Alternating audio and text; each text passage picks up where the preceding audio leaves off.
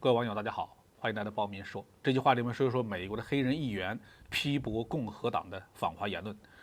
美国国务卿布林肯访华成功以后呢，我们就预测他会在国内遭到政敌的攻击。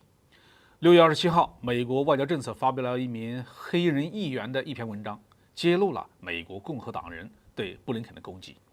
文章说这些共和党人的外交政策纲领几乎完全由访华言论和政策来定义。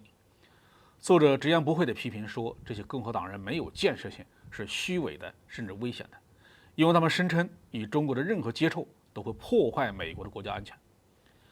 文章认为无论共和党人喜欢与否，中国都不会从地球上消失。中国是全球超级大国，经济巨人。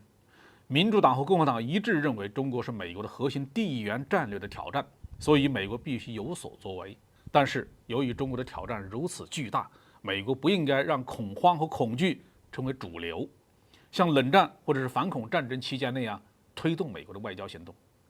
共和党和民主党都必须以事实为基础，保持清醒，不要把对华外交当作是软弱，这应该是美国最大的优势之一美国不应该把鹰派观点和国家战略混为一谈，也不能把口头咆哮与真正的实力混为一谈，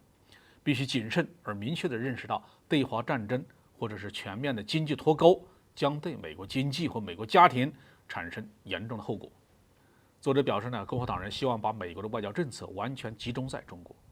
然而在今天的中美之间，只需要一次沟通失误、一次碰撞或者是一次事故，就会升级到灾难性的事情。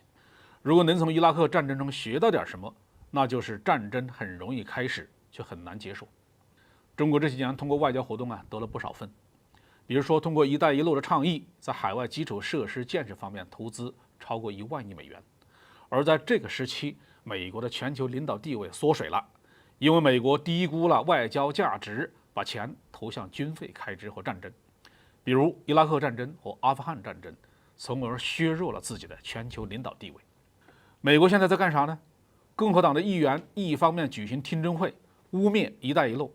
一方面把国务院对外合作业务和相关计划的预算削减了30%。美国政府原本打算从这笔预算里面拿出钱来搞一个美国版的“一带一路”，在削减外交和对外合作经费的同时，美国却扩大了军费开支的幅度。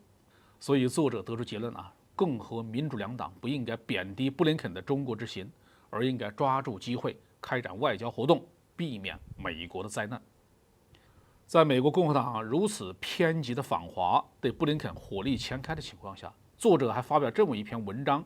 就不怕和布林肯一起遭到攻击吗？作者的身份还是很特殊的，他的名字叫格雷戈里·米克斯，是美国众议院的民主党的议员。他曾经当过外交事务委员会的主席，如今还是这个委员会的资深的委员。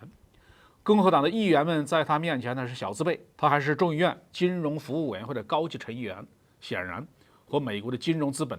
也有着千丝万缕的联系。更重要的是，这位米克斯是个黑人，在如今的美国，还有什么身份能比一个黑人议员更加政治正确呢？所以米克斯倒也不怕共和党攻击他。但是我们估计共和党就算不敢对米克斯公开叫嚷，也不会把他说的话放在心上，因为在今天的美国众议院里面，访华不仅仅是政策，更是竞选的策略，是为了贬低民主党的外交能力，争取在2024年大选中获胜。所以共和党还会把矛头对准米克斯，还有即将访华的财政部长耶伦，